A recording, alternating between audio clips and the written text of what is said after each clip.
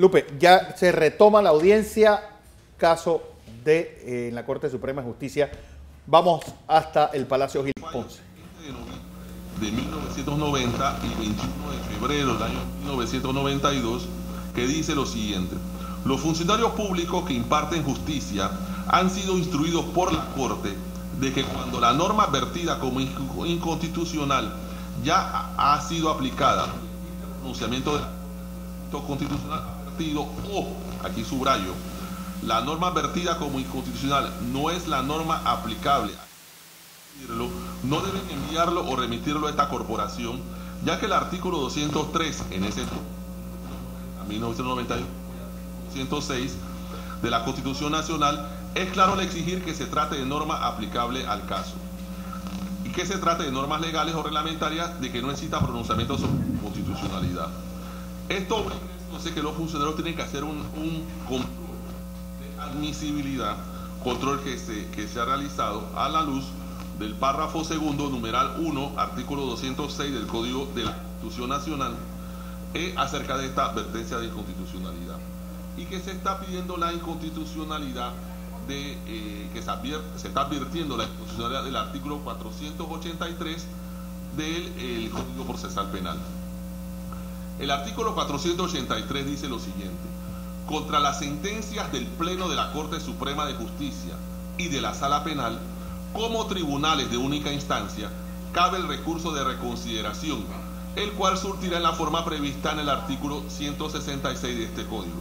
Y la advertencia, como lo ha explicado el vocero de la defensa, va orientado a que se está negando la oportunidad de una segunda instancia, toda vez que solamente menciona el recurso de reconsideración y subraya tribunal de única instancia en cuanto a sentencias del Pleno o de la Sala Penal. El magistrado fiscal vuelve a insistir acerca de los deberes, la lealtad procesal, las medidas dilatorias, y pide que no se le dé curso a esta advertencia de inconstitucionalidad, puesto que no se refiere al tema de la audiencia de imputación, del cual estamos aquí convocados. Bien. En este segundo punto, que es el primero que vamos a resolver,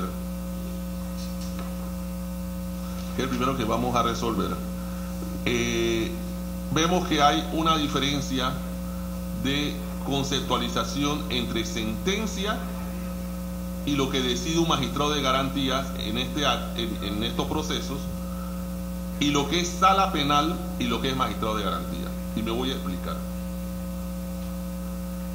El artículo 483 establece única instancia, solo recurso de reconsideración, que está siendo cuestionado, contra sentencias. Pero este magistrado de garantía no dicta sentencias. Este magistrado de garantía dicta autos.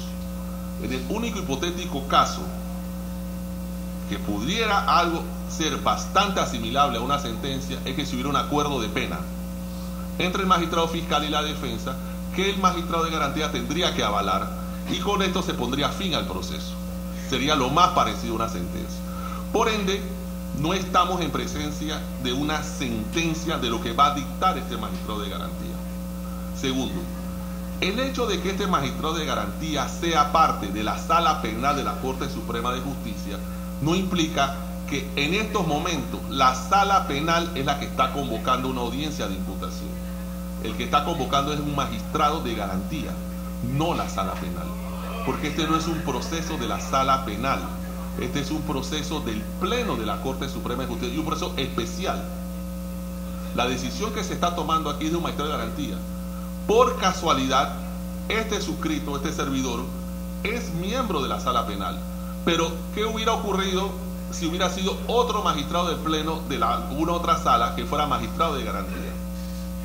No fuera la Sala Penal, porque estamos en presencia de una audiencia convocada a través de la oficina judicial por un magistrado de garantía, no por la Sala Penal. Entonces, como quiera que no se trata ni de sentencia, porque el suscrito no dicta sentencia. Segundo, no estamos en presencia de algo que va a dictar. Yo no soy pleno de la Corte Suprema de Justicia, ni mucho menos, ni soy un tribunal de la Sala Penal, porque no estamos conociendo un asunto de la Sala Penal, de competencia de la Sala Penal. entonces la advertencia de inconstitucionalidad no es aplicable al caso que estamos ventilando, que es una audiencia, y estamos todavía en fase de una audiencia de imputación que ni siquiera ha iniciado, porque no está presente la persona indiciada.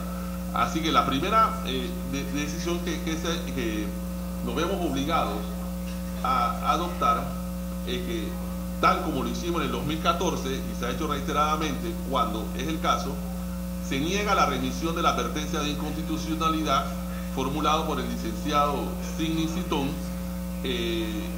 Ureta, quien está hablando en nombre de representación de un miembro del Parlamento Centroamericano, que advirtió la inconstitucionalidad del artículo 483 del Código Procesal Penal. Bien, la primera petición. Aplicamos el artículo 158 que pide el magistrado fiscal y declaramos la rebeldía, o aplicamos el artículo 285 del Código Procesal Penal que pide el vocero de la defensa en cuanto al sobreseimiento temporal. Bien, la defensa alega que no es posible aplicar la declaración en rebeldía, puesto que el 158 inicia diciendo la persona imputada. O sea que ya tiene que haber una decisión del magistrado de garantía acerca de una imputación que debió haber formulado con respecto al Código Procesal Penal el magistrado fiscal. El magistrado fiscal alega que el hecho de que la persona haya sido notificada y se le haya comunicado esta audiencia que no esté presente implica una deducción por sentido común y lógica que está rebelde, que no ha querido comparecer. A la oficina judicial y en este acto de audiencia no se nos ha hecho llegar ninguna causa de fuerza mayor o caso fortuito por el cual el indiciado no esté aquí presente, así que es evidente que no podemos hablar del tema. En cambio, la defensa pide que se aplique el 285 solicitud temporal. Y aquí debemos hacer una pequeña aclaración. El vocero de la defensa no ha pedido el sobreseimiento del 350 del Código Procesal Penal, que es una decisión que se toma al final de la fase de investigación. No, el vocero de la defensa no ha pedido eso. Él ha pedido el sobreseimiento temporal hasta que se pueda lograr la comparecencia de la persona indiciada y se pueda desarrollar la audiencia de imputación. El magistrado fiscal se opone, volviendo a insistir acerca del concepto de la rebeldía, la idea de la rebeldía y la táctica dilatoria para no desarrollar esta audiencia de imputación. Pues bien, el artículo, no negamos que el 158, la parte inicial dice persona imputada, pero sin entrar a debatir eso, pero subrayamos que dice persona imputada, que eso se lee claramente. El 285 también dice que el juez de garantía podrá decretar el sobreseimiento temporal de la causa hasta que el investigado se presente o sea localizado. Podrá, no es imperativo, es facultativo. Y voy a aprovechar entonces este margen que me da el 285 del Código Procesal Penal para optar si decreta el sobreseimiento temporal o no, más bien por no acceder a lo que pide el magistrado fiscal en cuanto a declarar en rebeldía, no acceder tampoco al sobreseimiento temporal y declarar esta audiencia de imputación un receso hasta el miércoles 14 de junio a las 9 de la mañana para poner a los derechos humanos por encima de todo. Se le va a dar una oportunidad al indiciado de que se presente a esta audiencia de imputación que solicitó el fiscal. ¿Por qué lo hacemos? Antes de abocarnos a una decisión tan contundente como la declaración en rebeldía o de un sobreseimiento temporal, que aunque es temporal, que no es el del 350, es el sobreseimiento único que hay en los procesos penales nuevos, vamos a dar una oportunidad que la persona se presente y escuche de parte del magistrado fiscal los cargos que le van a imputar. y la fuente de la noticia criminosa y o quien lo está acusando. Vamos a poner los derechos humanos por encima y por eso el 14 de junio, miércoles 14 de junio, 9 de la mañana, en este mismo salón de audiencia, vamos a reanudar este acto de audiencia. No estamos fijando nueva fecha, no estamos suspendiendo el acto. Esta audiencia se mantiene abierta hoy miércoles 10 de mayo y vamos a volvernos a convocar el miércoles 14 de junio, tomando en cuenta la distancia, para dar la oportunidad al indiciado que se presente a este acto de audiencia de imputación y escuche lo que tenga que decir el magistrado fiscal al respecto de lo que ha recopilado en contra de él. Doy por notificado entonces al magistrado fiscal, a la defensa y a su vocero de que no se niega la remisión de la advertencia de inconstitucionalidad, puesto que el artículo 483 no es lo que nos ocupa en estos momentos, por un lado, y por otro lado, nosotros no emitimos sentencias y esto no es un tribunal ni de la sala penal ni del pleno de la corte, es simplemente una audiencia que está presidiendo un magistrado de garantía. Y segundo, no accedemos a la petición, estoy dando por notificado formalmente, del magistrado fiscal de la declaración en rebeldía. No accedemos tampoco a que se decrete un solicito temporal a favor del indiciado y decretamos un receso que estamos notificando a todas las partes al miércoles 14 de junio a las 9 de la mañana en este mismo salón de audiencia. Dado por notificado a usted, yo le pregunto al que pidió la audiencia primero, magistrado fiscal, algo que decir o algo más que solicitar. Muchas gracias, magistrado fiscal. Magistrado de garantía. Magistrado de garantía.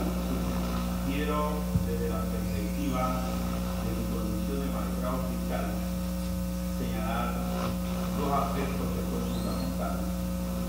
El ejercicio de la acción penal que por mandato constitucional ejerce y por mandato del Pleno de la Corte Suprema de Justicia mediante resolución del 2 de julio del 2015, cuando solicité esta audiencia para comunicar al investigado la formalidad de la imputación de los hechos, el delito y las evidencias, y de no cumplirse con ese acto, el investigado se vería afectado a no poder defenderse de estos hechos.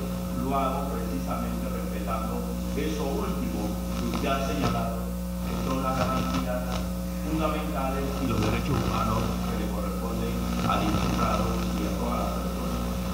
Pero ese ejercicio de la acción penal que en mi condición de fiscal ejerzo por mandato constitucional y por el Pleno de la Corte no puede quedar a libre arbitrio o al parecer del investigado de decidir si comparece o no comparece a la audiencia, que requiere su presencia de acuerdo con el artículo 278 que usted ha señalado. Por lo tanto, si la oficina judicial ha realizado todas las diligencias, yo nuevamente manifiesto, ¿verdad?, el principio de buena fe, la colaboración para que la justicia sea efectiva, sea eficiente, para que este acto de audiencia de imputación se lleve a cabo y se materialice, y por esa condición, únicamente por esa condición, para que usted en su condición de magistrado de garantía tuviera otro mecanismo y otras medidas cautelares para que la persona del afectado compareciese a la audiencia, fue mi petición. Yo espero que esa colaboración se lleve adelante. De igual manera le pido a los apoderados de la defensa actuar con esa diligencia que establece el artículo 218 del Código de Procedimiento Penal, que es el principio de buena fe, para los efectos de que esa audiencia se lleve a cabo en la fecha señalada nuevamente por usted. Pero insisto, el mandato constitucional y el mandato del Pleno, que en la diligencia del 2 de julio de 2015 asumí, lo hago con ese propósito de que la comunidad sepa que de parte nuestra hemos estado desarrollando el papel que se nos encomendó por parte del Pleno y que se nos ha encomendado por parte de la Constitución Nacional. Ese es lo único que quisiera manifestar y quisiera que el magistrado de garantía pudiese o estableciese todos los mecanismos que están a su alcance para que esa audiencia no vuelva a tener la misma suerte de la mañana de hoy. Gracias, magistrado fiscal. Antes de dar la palabra al vocero de la defensa, la oficina judicial es la que se encarga de hacer las comunicaciones y estamos seguros, y partiendo de un principio de buena fe, de que la oficina judicial de encontrar medios idóneos para comunicar lo que se ha decidido ahora y que esta audiencia no se ha cerrado ni se ha suspendido, encontrará la manera de hacer las comunicaciones respetando los derechos humanos y el debido proceso para que esto se lleve adelante. Vocero de la defensa, sobre lo que hemos decidido, algo que tenga que decir, porque yo sé que usted ha pedido la palabra para después. No, magistrado, no tengo nada que decir con respecto a lo que se ha decidido. Ok, perfecto. ¿Usted tiene algo más que decir en cuanto a esto? Tiene la palabra ahora. Sí, magistrado. Le pido al servicio técnico acá de la Corte Suprema que nos presente unas imágenes. ¿Usted le proporcionó ya? Sí, ya correcto. Ya procedan, por favor. Magistrado.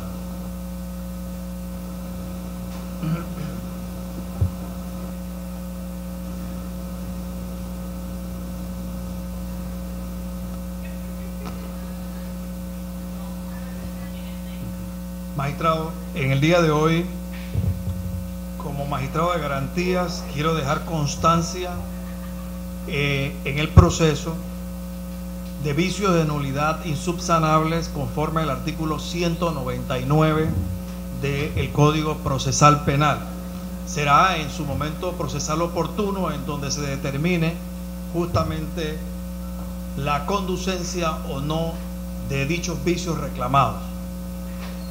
Naturalmente nosotros observamos que en lo que se denomina el debido proceso legal incurren ciertas situaciones como es la intervención de un juez competente, independiente e imparcial que constituye un presupuesto del debido proceso. Esto está dentro del voto razonado del juez García Ramírez de la Corte Interamericana de Derechos Humanos en el caso Uzón Ramírez versus Venezuela. Nosotros igualmente traemos a colación el concepto de juez natural. El concepto de juez natural involucra que quien desempeña la función de fiscal justamente a lo largo de esas diferentes etapas del proceso se rija bajo los estándares de la justicia internacional, específicamente de la Convención Americana de Derechos Humanos, y esa actuación proyecta sobre las diversas instancias procesales todo un conjunto de situaciones, porque el proceso penal es uno solo a través de las diferentes etapas. Por eso es que el sistema interamericano de justicia, contrario al Código Procesal Penal, ha indicado que justamente en cualquier instancia del proceso se puede reclamar afectación a garantías fundamentales. En Panamá se ha interpretado que esto solamente puede realizarse dentro de la fase intermedia conforme al artículo 345. Ese ha sido el pensamiento de nuestra máxima corporación de justicia y de los jueces dentro del sistema penal acusatorio. Sin embargo, esto comulga en sentido opuesto a lo que ha señalado la Corte Interamericana de los Derechos Humanos, también en el caso Mejía y Drobo versus Ecuador, párrafo 77. Seguimos entonces. La Corte Interamericana de los Derechos Humanos ha adoptado, señor magistrado, toda la jurisprudencia que en materia de derechos humanos ha ofrecido el Tribunal Europeo de Derechos Humanos. Y en el caso de Actara versus Lituania, se estableció que la imparcialidad del juez se analiza de forma subjetiva y objetiva. Decimos esto, señor magistrado, porque nosotros consideramos que en el presente proceso la figura de el fiscal, que debe tener objetividad, dicho por la ley, no se ajusta a los estándares internacionales, en cuanto que el que interviene en una contienda particular se aproxima a los hechos de la causa careciendo de manera subjetiva de todo prejuicio personal. Si el magistrado fiscal ha actuado en otras causas como juez, nosotros consideramos que hay un prejuicio entonces que vicia de nulidad los actos emanados de la oficina de la Fiscalía, de las investigaciones que hace el fiscal. Y la imparcialidad objetiva se prueba ofreciendo unas garantías suficientes de índole objetiva que permiten desterrar toda duda de que el justiciable o la comunidad puedan albergar. Es decir, la subjetiva se refiere a cualquier prejuicio o acto que haya realizado el fiscal, y la objetiva se refiere a lo que la comunidad siente o piensa. Eso se expuso dentro del caso Herrera Ulloa versus Costa Rica en el párrafo 117 de la sentencia citada. Pero más aún, en los principios básicos relativos a la independencia de la Judicatura de las Naciones Unidas, el artículo 2 indica que los jueces resolverán los asuntos que conozcan con imparcialidad, basándose en hechos y en consonancia con el derecho, sin restricción alguna y sin influencias, alicientes, presiones, amenazas o intromisiones indebidas, sean directas o indirectas, de cualquier sector o por cualquier motivo. Esta situación se aplica igualmente a los fiscales, porque el fiscal, dicho por el Código Procesal, tiene que guardar mesura y objetividad en sus actos. Entonces, este principio básico consignado en el artículo 2 relativo a la independencia de la Judicatura de las Naciones Unidas no solamente se aplica al juez, se aplica también al fiscal, y es por eso que nosotros consideramos que este principio es desconocido.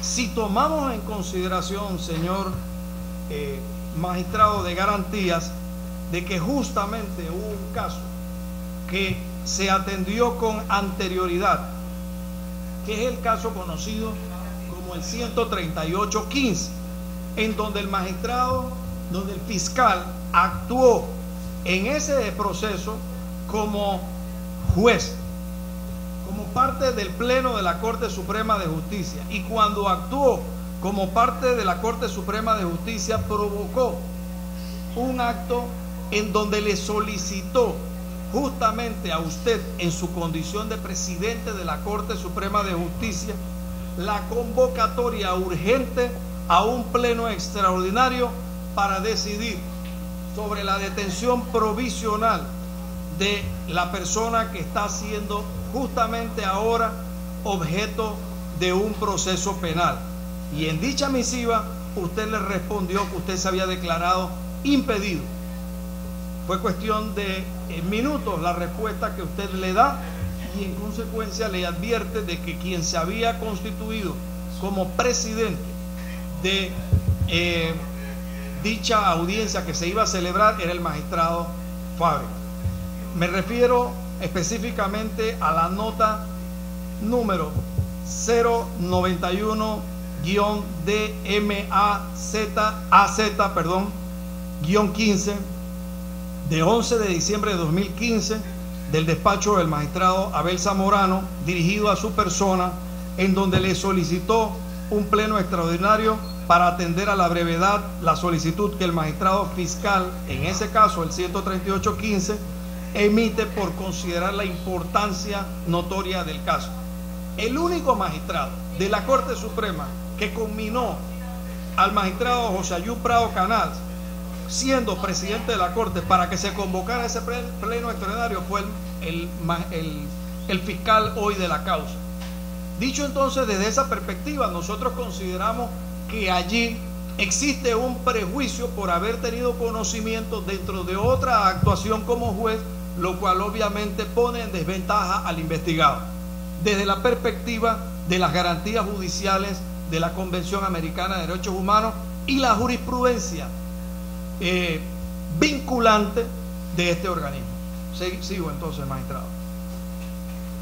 En el caso del derecho a recurrir ante un juez o tribunal superior, en el tema de los aforados, conforme al artículo 8.2H y el 14.5 del Pacto Internacional de Derechos Civiles y Políticos, que es exactamente igual al citado 8.2H de la Convención Americana, se establece, señor magistrado, 3 requisitos en realidad para que un recurso ordinario esté contemplado en cualquier tipo de proceso. En Panamá tenemos la situación de que los procesos contra aforados, es decir, aquellas personas que por su condición de la posición que desempeñan o ocupan, tienen una condición especial de juzgamiento, como bien lo dijo usted, este es un proceso especial. Entonces, dice justamente estas dos normas invocadas, que ese recurso, para que sea eficaz, tiene que ser conocido por un ente superior. Pero resulta ser que nos encontramos ante procesos, como es el caso de los diputados, de única instancia. Entonces, los estados, dicho en la sentencia de Herrera Ulloa versus Costa Rica, y en la de Mohamed versus Argentina, y en la de Barreto Leiva versus Venezuela, en los párrafos consignados allí, que los estados justamente no pueden establecer restricciones o requisitos que infrinjan la esencia misma del derecho a recurrir del fallo. Es decir, nosotros, al estar frente a un proceso que no permite recurrir de los actos que se vayan a desenvolver, consideramos que estamos en una desventaja frente al resto de los procesos que se siguen al común de las personas. Es decir, tener la condición de aforado pareciera que es estar en desventaja frente al resto de las personas que son sometidas a un proceso penal, que no tienen ese fuero. La Corte ha sentenciado que la doble instancia es una garantía del individuo frente al Estado, y no solamente una guía que orienta el diseño de los sistemas de impugnación en los ordenamientos jurídicos de los Estados parte de la Convención.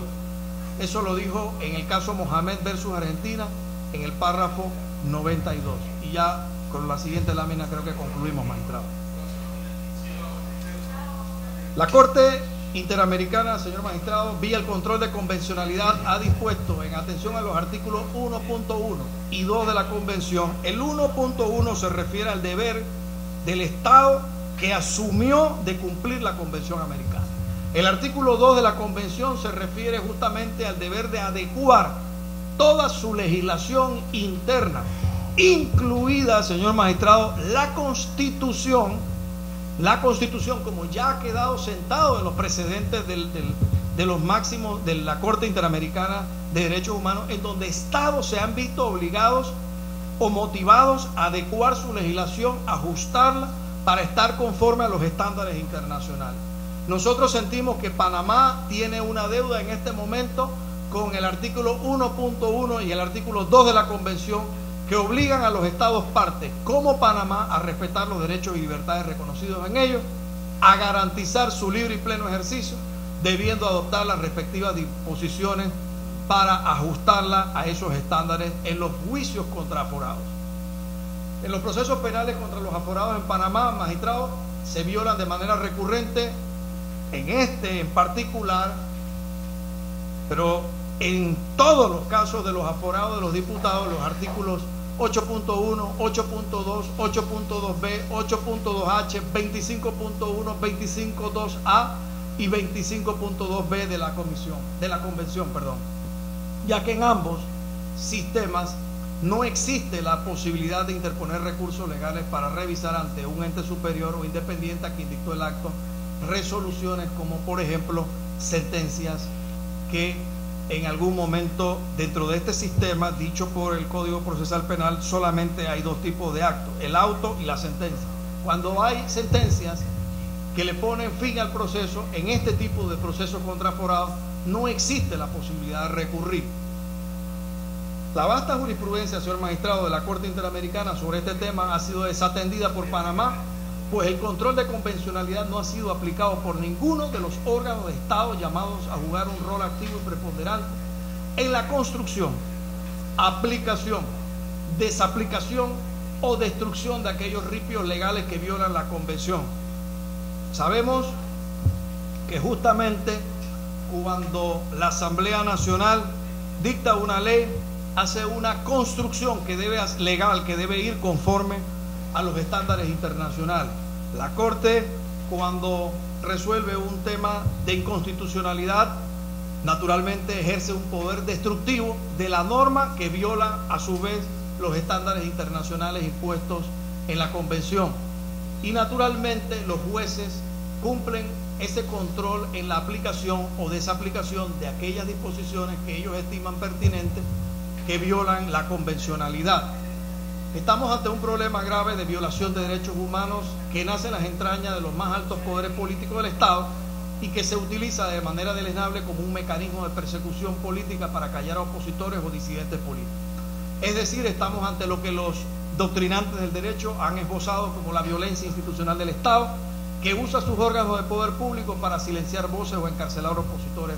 Señor magistrado, y queremos que así quede consignado en audio y video, porque para efectos nuestros le indico que Colombia, contrario a la República de Panamá, su Corte Constitucional determinó, la sala compuesta en Colombia está compuesta por 9 magistrados.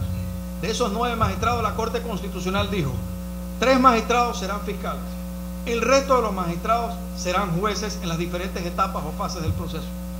Pero no podrá haber intercambio de roles, y esto lo señaló la Corte Constitucional de Colombia. Y en cuanto al tema de la segunda instancia, también la Corte Constitucional lo resolvió dentro de la sentencia que minutos atrás explicamos, en cuanto a que tiene que existir la doble instancia. Colombia todavía sí está en mora, no ha implementado la segunda instancia porque todavía no hay consenso cómo hacer para atender el fallo que ya dictó la Corte Constitucional en Colombia sobre la segunda instancia, pero que debe en algún momento implementar porque es un mandato de la Corte Constitucional.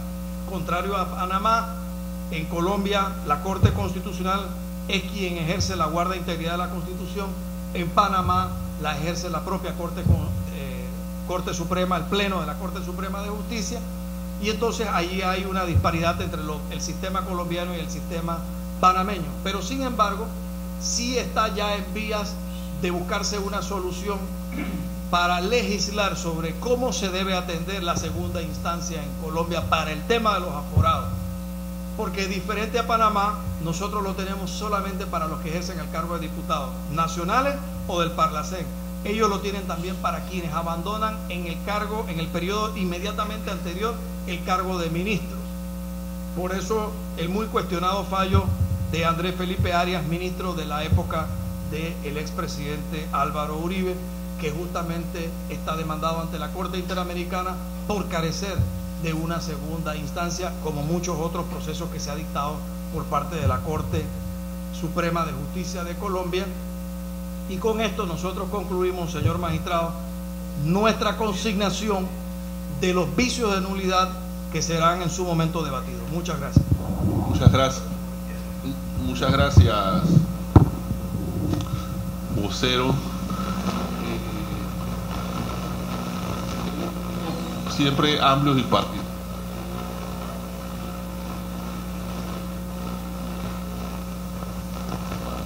Tanto el magistrado fiscal, que haga las veces magistrado fiscal, como por parte de la defensa, lo que hace la defensa y los voceros. Aunque a mí me parece en lo personal que esto ya ha sido un desarrollo de algo que ya se planteó en abril por parte del abogado defensor técnico que tomó la palabra en ese entonces, el licenciado Carrillo, pero ahora está más desarrollado. De todas maneras se deja constancia, pero me veo obligado a preguntar al fiscal si tiene algo que decir con respecto a lo que se ha planteado. No para la audiencia, sino para la sociedad panameña, para los estudiantes de Derecho y para la clase forense. Es importante que aquí se hagan algunas precisiones conceptuales sin señalar la influencia de uno de los tribunales más importantes de la protección constitucional latinoamericana como la Corte Constitucional Colombiana, sino con la legislación panameña. En primer lugar, quiero señalar que a partir de la reforma constitucional del año 2004, cuando se introdujo el artículo 155 de la Constitución, se señala que los miembros de la Asamblea podrán ser investigados y procesados por el Pleno de la Corte Suprema de Justicia por la presunta comisión de algún acto delictivo o policivo, sin que para estos efectos se requiera autorización de la Asamblea Nacional, la detención preventiva o cualquier medida cautelar será determinada por el Pleno de la Corte Suprema de Justicia. Entonces, a partir del mandato constitucional, le corresponde al Pleno de la Corte, que es un miembro de los diputados del Parlamento Centroamericano, del Parlamento y los diputados de la Asamblea Nacional y sus suplentes. De igual forma, la Ley 63 del 2008 señala en el artículo 489 la designación del magistrado fiscal y del juez de garantía, y señala que una vez que es admitida la querella o la denuncia, el Pleno designará en esa misma resolución a uno de sus miembros para que ejerza las funciones de fiscal de la causa u otro para que ejerza las funciones de juez de garantía. Y por esa razón, usted en su condición de miembro del Pleno ejerce la condición de magistrado de garantía y mi persona ejerce la función de magistrado fiscal por mandato legal, por mandato de la propia normativa que nos tiene aquí consultada. Pero además de eso, ¿qué me ha caracterizado mi condición de magistrado? El cumplimiento de los principios que se establecen en el artículo 3 de esta normativa. Principios del proceso. En el proceso se observan los principios del debido proceso, contradicción, inmediación, simplificación, eficacia, oralidad, publicidad, concentración, estricta igualdad de las partes, economía procesal y legalidad.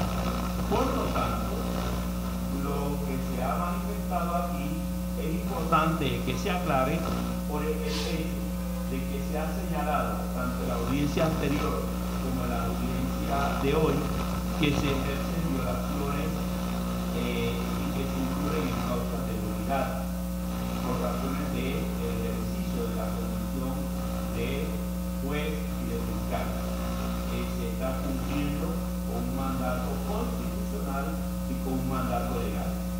Pero me voy a permitir citarle a uno de los mejores penalistas de América Latina, en este caso Alberto Miller, que nos dice en su obra El incumplimiento de las formas procesales, y específicamente en las formas procesales como condición de objetividad del Ministerio Público, lo siguiente, cito: como funcionario público, el fiscal no puede actuar sino en base a la competencia que le ha dado la ley y a la finalidad de su función.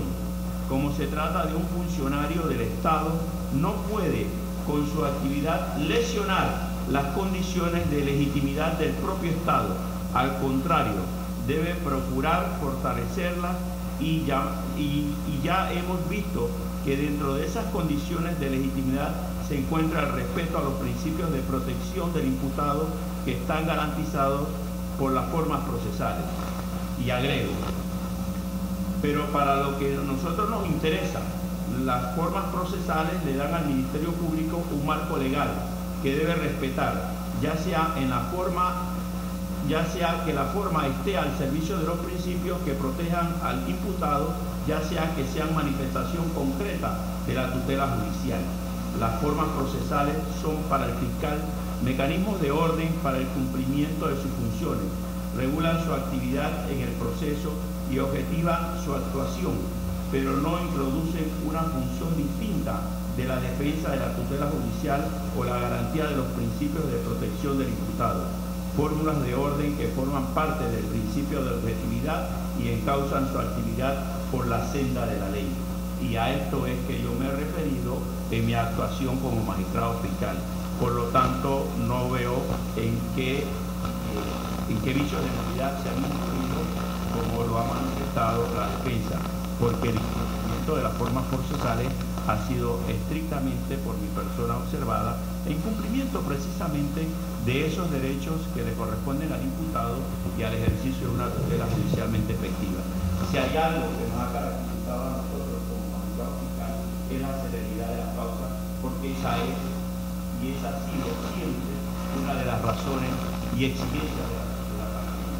Por lo tanto, la nota a la cual hace referencia la defensa del imputado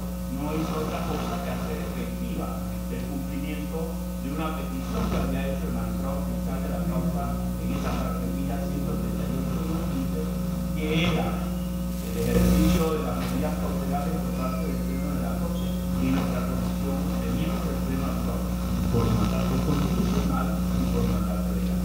Eso era lo que quería informar, no a la defensa, sino a la ciudadanía de ilustrada de cuál es el papel que la nueva ley procesal penal, en el caso de estos procesos especiales, establece a cada uno de los magistrados y a los roles que se tienen. Y dejar bien claro que los magistrados de la sala penal actúan en este tipo de procesos como jueces de garantía, que es lo que se ha venido señalando aquí de manera externa.